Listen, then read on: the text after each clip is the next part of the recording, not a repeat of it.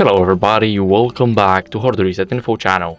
In today's video, I'll show you how you can easily hide or show messages on a Garmin inReach Mini 2. So first, what you guys need to do is click OK.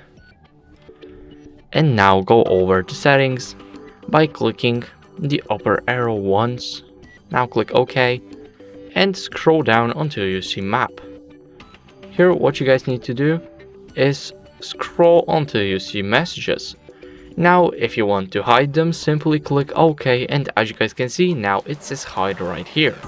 But if you want to enable them, simply click OK once again, and that would be it. Thank you guys for watching, make sure to leave a like, subscribe, and see you in the next video. Bye.